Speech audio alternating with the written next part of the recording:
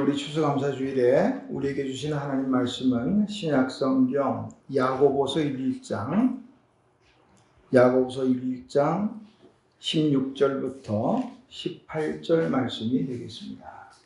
신약성경 제가 가진 책으로 370페이지에 있습니다.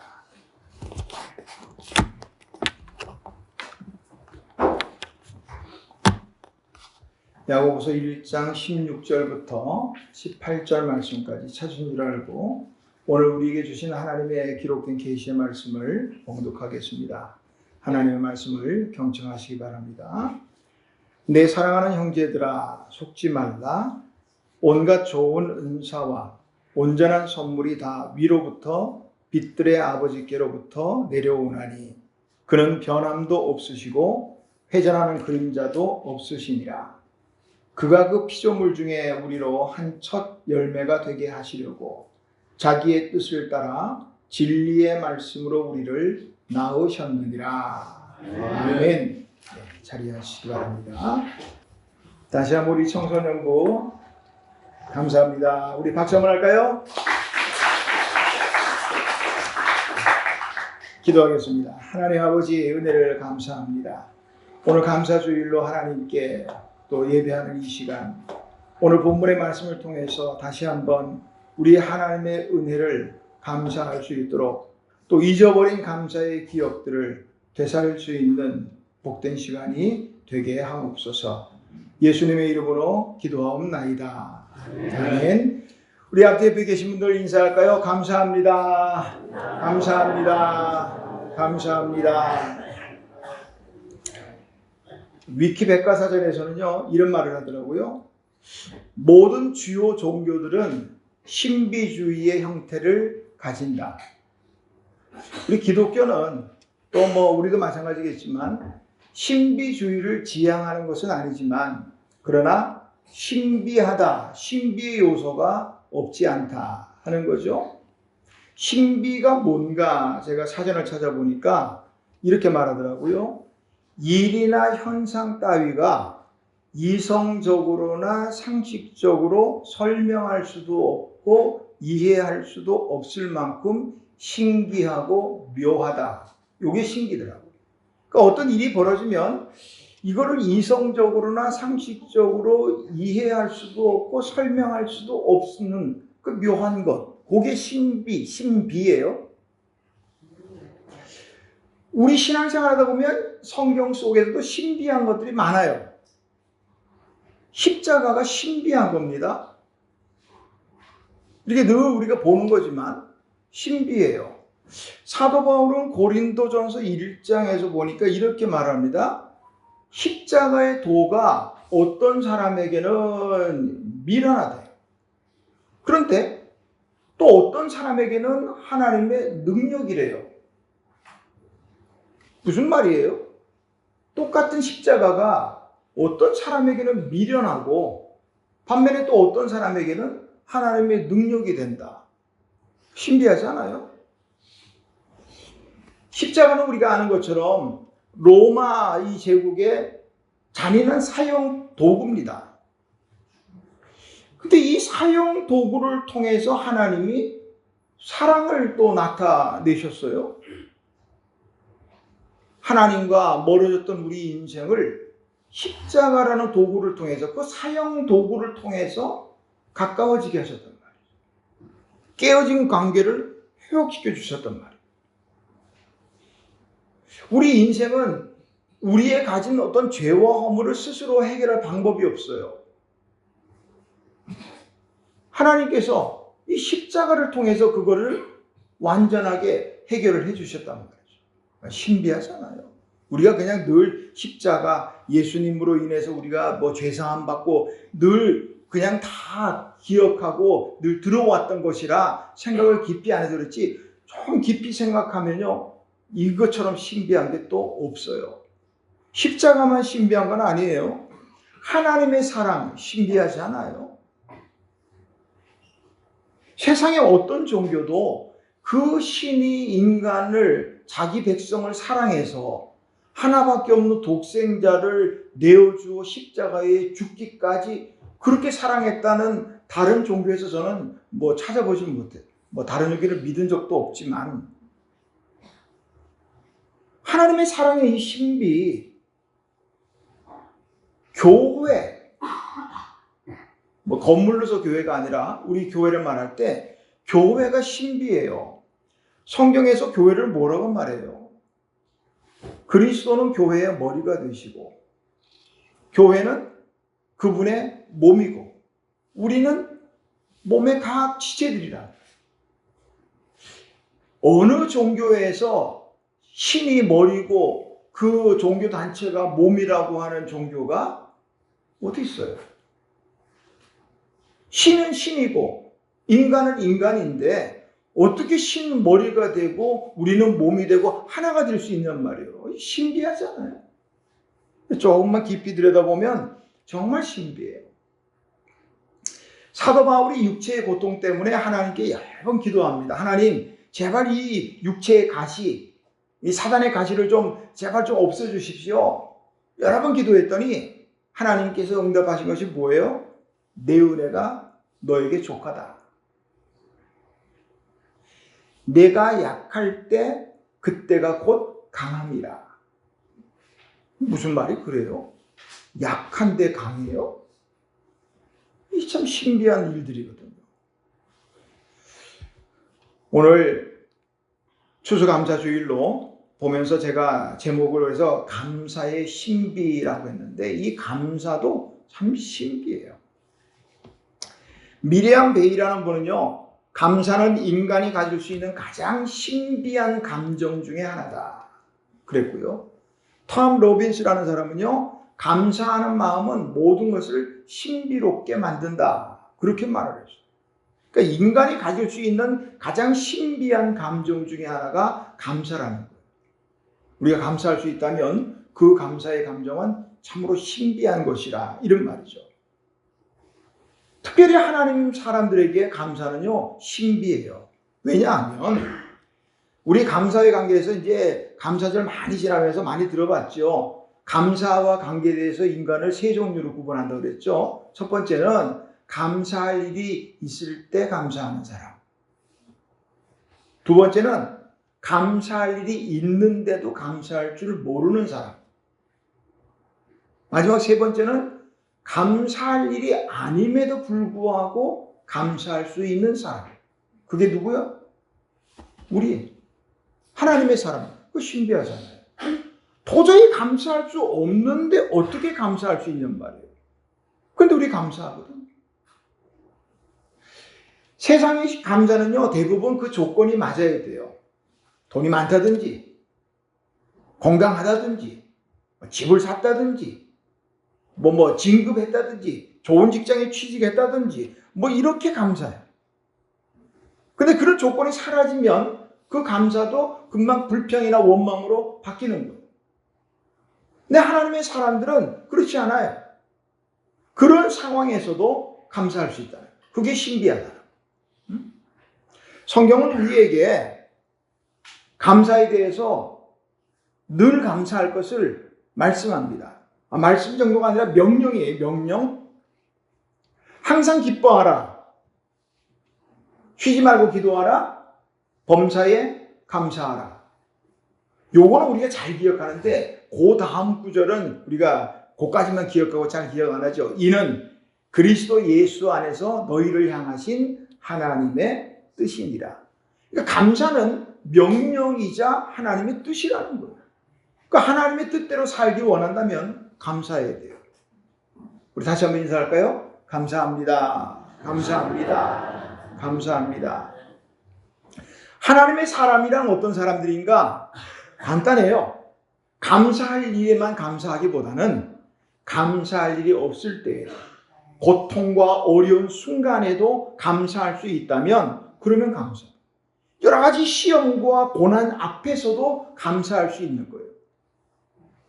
만약에 시험이나 어떤 어려운 문제가 없어야 감사할 수 있다면 생각 한번 해볼까요? 어떤 분 그래요. 좀 일 좀 안 하고 그냥 편하게 먹고 살 수 있으면 얼마나 좋을까? 그런 말들 하죠. 자, 제가 그런 거 해드릴까요? 일 안 하고 그냥 먹고 살고 맨날 놀고 쉬고 자고, 자, 그렇게 할 수 있다. 그러니까 생각해 보자고요. 그러면 감사할까? 그럼 감사할까 말이죠. 어떤 분은 이제 몸이 이제 연세가 들어가고 하면 조금씩 여기저기 막 아프기 시작하고 그러면은 또 그래요. 아이고, 좀 안 아프고 살면 그냥 얼마나 좋을까? 한번 해보자고요. 안 아프면. 그럼 병원에 관계된 분들 다 실업자 되겠네? 어쨌든, 안 아프면 과연 얼마나 감사할까? 우리 요즘에 아니면 청소년부 제일 싫은 게 뭘까? 공부? 시험? 최악이야. 공부도 싫은데 시험기에 가다 보면 최악이야. 교육부에서 발표가 있더라고요. 2025학년부터 학교에서 일체의 시험을 폐지한다. 처음 들었어요? 처음 들었겠지. 그런 게 없으니까. 만약에 그렇게 발표가 됐다면, 감사하겠어? 감사는 떠나가지고 나는 그러면 어떤 현상이 벌어질까 그게 궁금하더라고. 이 땅에 공부하는 학생이 나만은 있을까?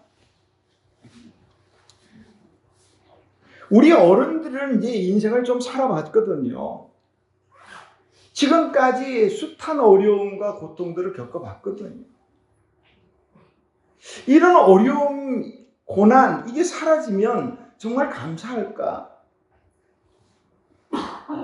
그렇다면 어째서 시편 119편 71절에서 시인은 고난당한 것이 내게 유익이라 그렇게 말했을까?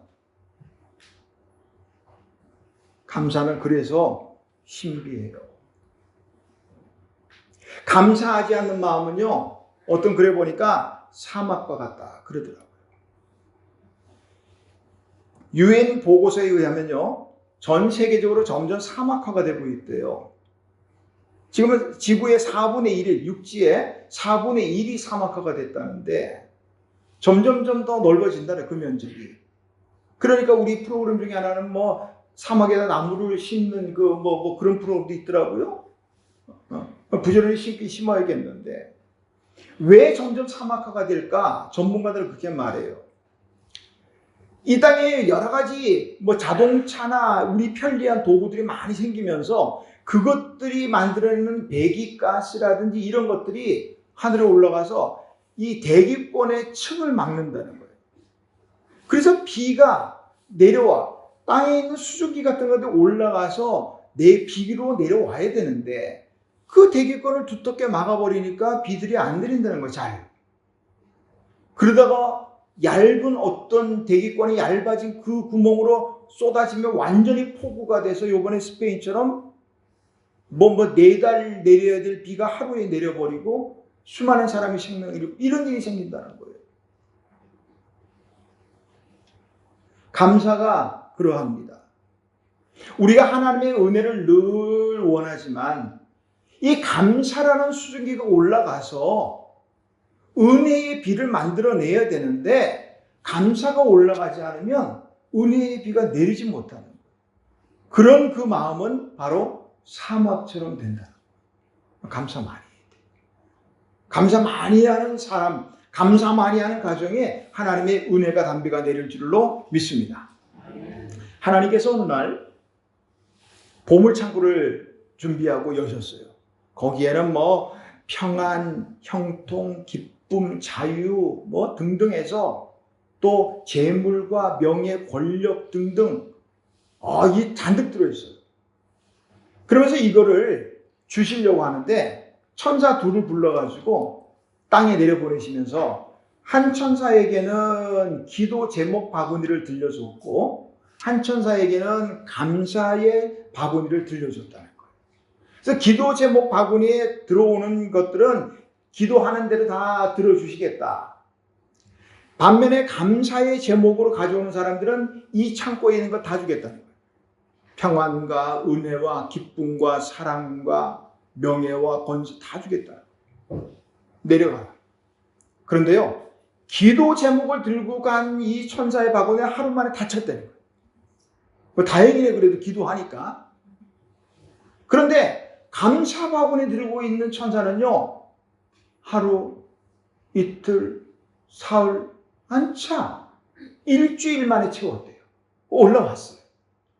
하나님이 기도 바구니 가져온 천사의 기도 제목 보시면서 다 들어주셨어요. 감사 바구니는 가득 찼는데 열어보니까 이게 뭐요? 감사가 아니라 기도 제목인 거야.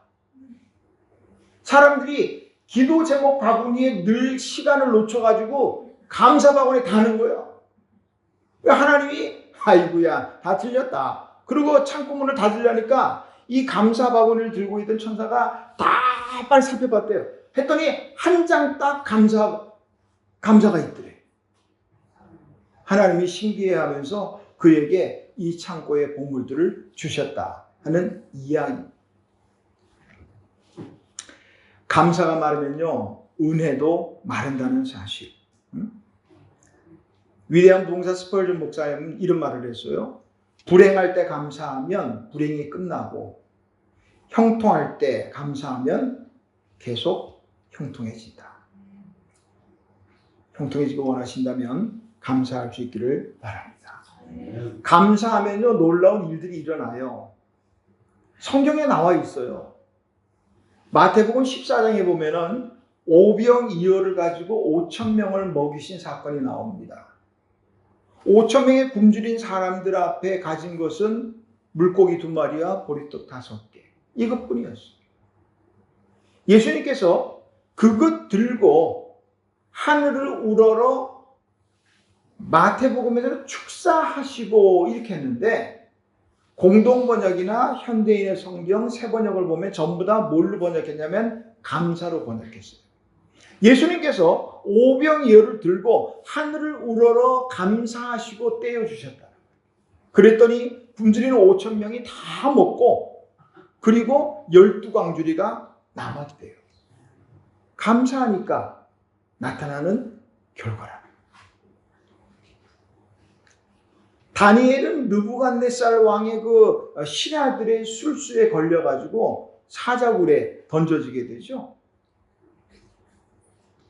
이 다니엘이 그 자기를 죽이려고 하는 의도인 것을 알면서도 전에 하던 대로 예루살렘을 향한 창문을 열고 그 하나님께 기도하며 감사했다. 다니엘서 그렇게 기록하고 있습니다. 그랬더니 사자굴에 던져졌어도 조금 더 상하지 않게 되었고, 느부갓네살 왕의 그 이방 왕의 입술을 통해서 하나님께서 영광을 받으셨다. 불순종 그러면 생각나는 선지자나 요나죠. 요나가 하나님 말씀 불순종하고 니느웨로 가서 외치라. 40일이 지나면 니느웨가 멸망하리라, 무너지리라 그랬는데 싫어가지고 도망갔다. 그러다가 바다에 빠져가지고 큰 물고기를 하나님이 예비하셔서 그래도 건져주셨어요. 그 물고기 속에서 요나가 하나님께 감사합니다. 요나서 2장 9절 보니까 나는 감사하는 목소리로 주께 제사를 드리며 감사했다는 거예요. 참 그래도 대단한 분이에요. 그 물고기 뱃속에서 불평 원망 안 하고 감사했다. 그랬더니 하나님께서 요나의 감사 기도를 들으시고 물고기를 명하시니 요나를 육지에 토했다. 성경은 그렇게 합니다. 저는 이 말씀 보면서 다시 한번 생각했어요. 야, 하나님 정말 감사하다. 왜냐하면 저는 수영을 정말 못하거든요. 하나님이 물고기를 명하시니 물고기가 요나를 바다 한가운데 토해냈더라. 나 같으면 그래도 죽어. 수영을 못한다니까요. 그 육지에다 내려갈 때 얼마나 감사해요. 얼마나 감사해. 응? 하나님께서 기뻐하시는 예배는 어떤 예배일까요? 마음을 다한 예배, 물질로 드리는 예배, 로마서 12장 1절의 말씀처럼 우리의 몸을 산제물로 드리는 예배, 히브리서 11장 6절에처럼 믿음으로 드리는 예배, 다 기뻐하시겠죠. 그러나 그 어떤 예배보다도 시편 50편 23절에 보니까 감사로 제사를 드리는 자가 하나님을 영화롭게 하나니. 감사의 제사를 하나님 기뻐하신다.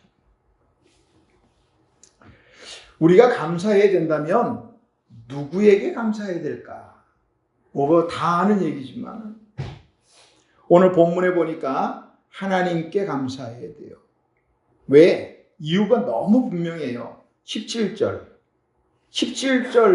우리 그 위에서 세 줄까지만 읽어볼까요? 17절 시작. 온갖 좋은 은사와 온전한 선물이 다 위로부터 빛들의 아버지로부터 내려오나니. 아멘. 온갖 좋은 은사, 온전한 선물이 다 어디로부터 온다고요? 위로부터. 그 위는 누구요? 하나님 아버지께로부터 온다고요. 아멘. 하나님께 감사하는 거예요. 온갖 좋은 것들이 전부 하나님께 온다는 거예요.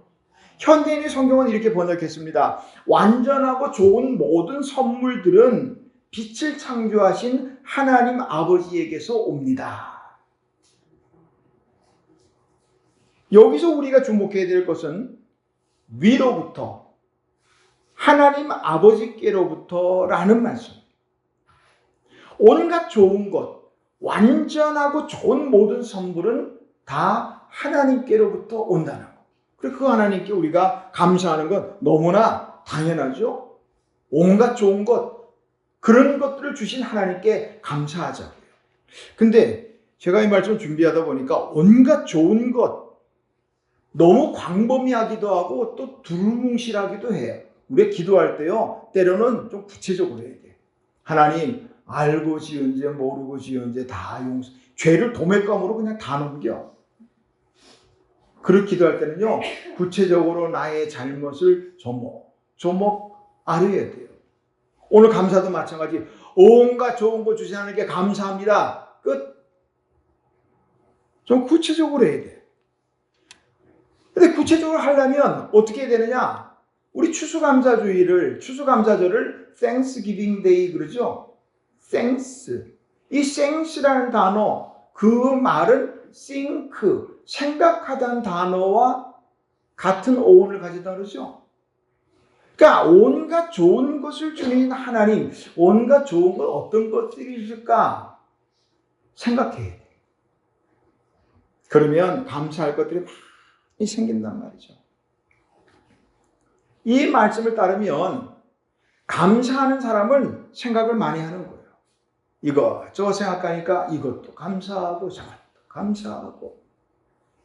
반면에 감사하지 않는 사람은 무슨 사람? 생각이 없는 사람이에요. 생각하면 감사할 수밖에 없다니까요.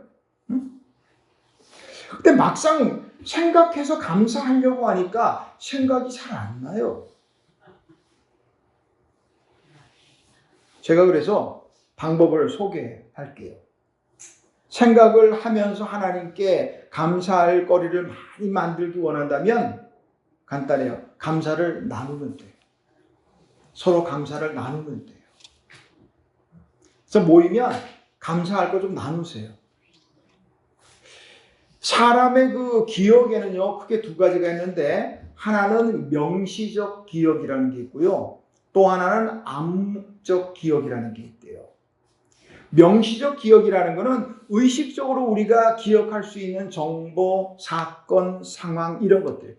이거는 내가 의식적으로 다 기억할 수 있는 거예요. 그러니까 사람들은 어떤 특별한 사건에 대해서는 그 사건, 또 날짜, 그 사람의 이름 등등 잘 기억합니다. 이게 명시적 기억이에요.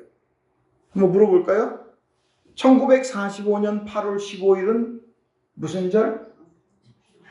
광복절. 이게 명시적 기억. 1950년 6월 25일은 뭐가 일어난 날? 6.25 전쟁이 일어난 날. 그때 북한의 수장의 이름은 김일성. 명시적 기억. 하나만 더. 1977년 6월 5일은 무슨 날? 김하중학교의 설립날. 이렇게 기억이 다 되는 건 이 명시적 기억. 반면에 암묵적 기억이라는 것은요, 어떤 노력 없이 그냥 몸에 밴 거예요. 예를 들면 자전거를 탈 때, 우리 청소년부 자전거 잘 타는데 자전거 탈 때마다 요거를 핸들을 어떻게 잡고 요거 중심을 잡아야 안 넘어지고 뭐 생각해요?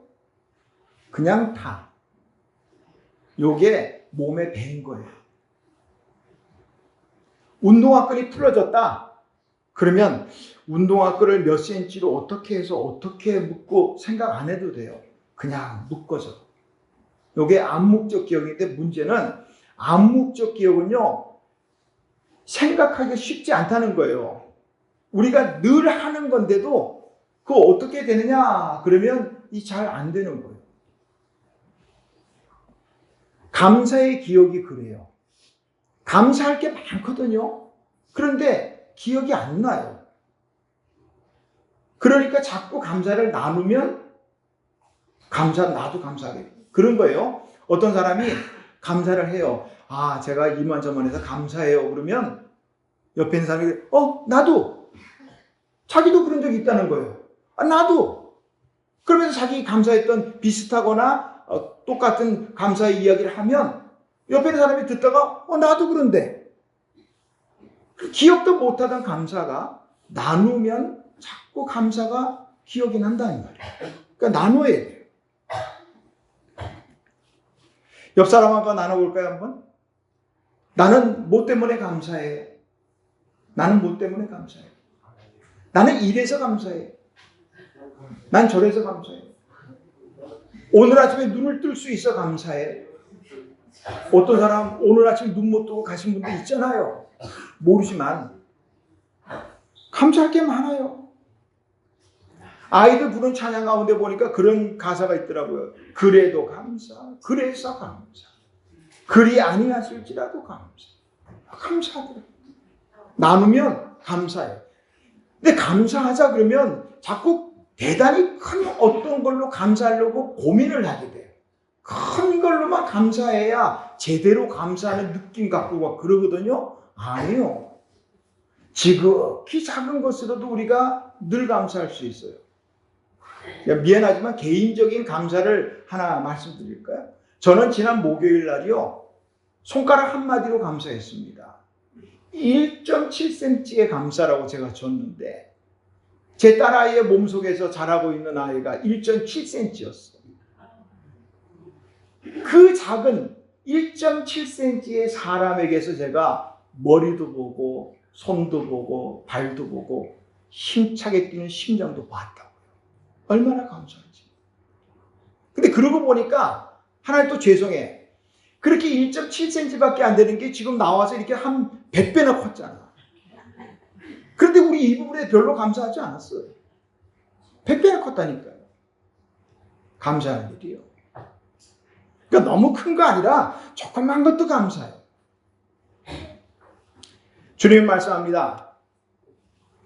너희가 악한 자라도 자기 자식에게 좋은 것을 줄 줄 알거든 하물며 너희 하나님 아버지께서 좋은 것을 주시지 아니하겠느냐. 온갖 좋은 것 주신 하나님. 우리 말씀 전에 불렀던 찬양이 있죠? 온갖 귀한 선물 주님이 주신 것 하나님께 감사합니다. 우리가 어떤 것으로 감사할 수 있을까? 자, 18절 마지막 절 말씀인데요.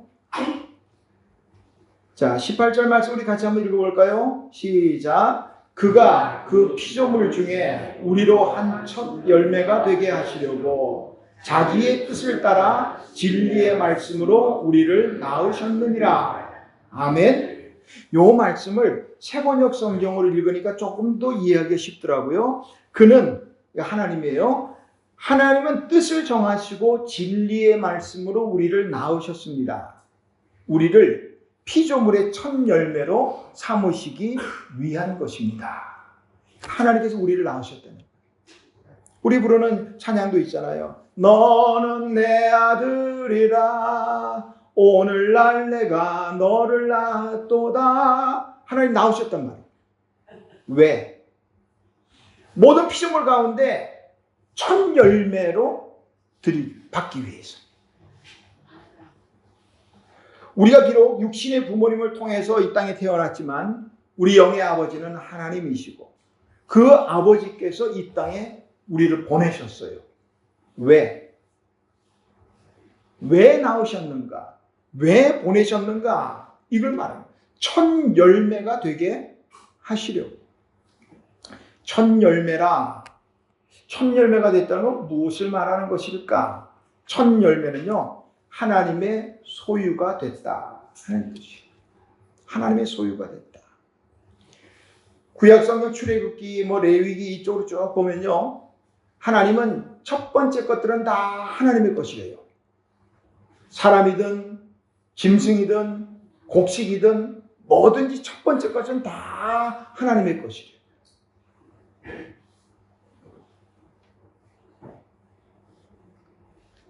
첫 열매라 하는 이 단어를 히브리어서 구약 성경의 히브리어로는 레시트 이렇게 말합니다.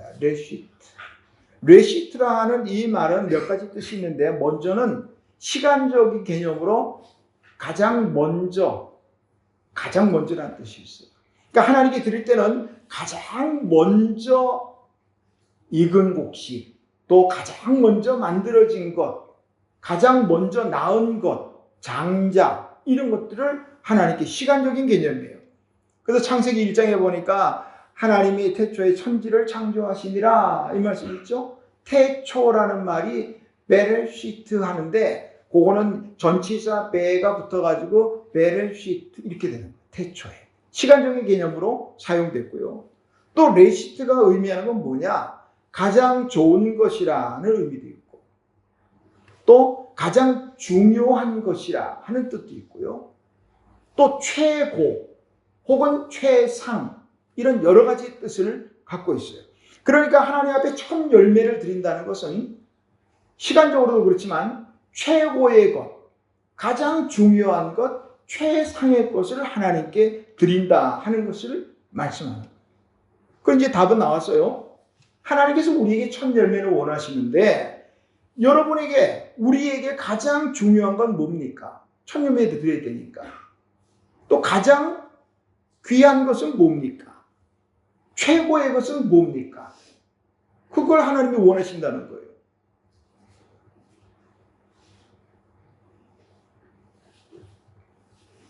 여러 가지 있겠죠.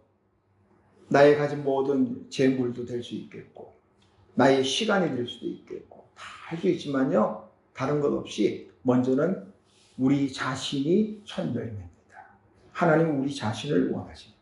그가 그 피조물 중에 우리로 한 첫 열매가 되게 하시려고 우리를 첫 열매가 되게 하신다. 그저 감사한금 몇만 원 이렇게 드리는 것 그걸로 끝내지 마세요. 하나님 나를 원하신다는 거예요. 그저 예배 시간 1시간 그냥 드린 것으로 만족하지 마세요. 내 모든 시간 나를 원하신다는 거예요. 그걸 하나님이 원하신다는 거예요. 이 시간 하나님께 우리 자신을 드리자고요. 자, 하나님께 우리 자신을 드립시다. 하나님 나 어때요? 하나님 나 어때요? 나만 드리나? 응? 하나님께 드려야 돼요. 하나님 그걸 원하시니까. 성도들에게 가장 무서운 일 중에 하나는요. 하나님의 은혜에 길들여진다. 은혜에 길들여지면요. 당연하게 여겨버려요. 하나님이 오늘 나에게 귀한 하루를 주셨다는 거 당연한 거지 뭐. 하나님이 나에게 또 이런저런 좋은 것으로 주셨다. 당연하게 보는 거예요. 어떨 때는 하나님의 은혜입니다. 모든 것이 하나님의 은혜입니다. 그럴 때도 있었지요. 그런데 시간이 지나가면서 익숙해져 버렸어요. 당연하게요. 그런 찬양이 있더라고요. 내가 누려왔던 모든 것들이 내가 지나왔던 모든 시간이 내가 걸어왔던 모든 순간이 당연한 것 아니라 은혜였어. 아침 해가 뜨고 저녁에 노을, 봄의 꽃향기와 가을의 열매, 변하는 계절의 모든 순간이 당연한 것 아니라 은혜였어.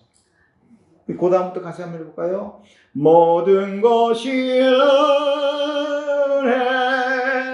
은혜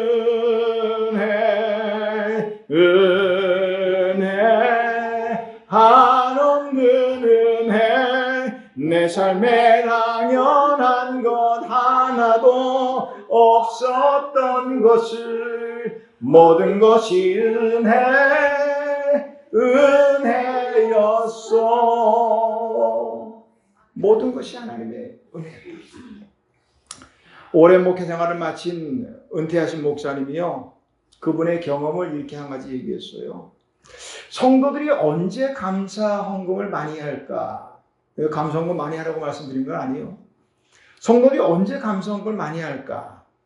봤더니 놀랍게도요, 좋은 일이 있을 때보다도 힘들고 어려울 때 더 많이 하더라고요. 신기하죠? 우리가 좋을 때, 기쁜 일이 있을 때 많이 할 것 같은데 아니더라는 거예요. 차이는 있을 수 있겠지만 힘들 때, 어려울 때, 아플 때, 고통스러울 때 헌금을 더 많이 하더라고요. 감사 헌금을.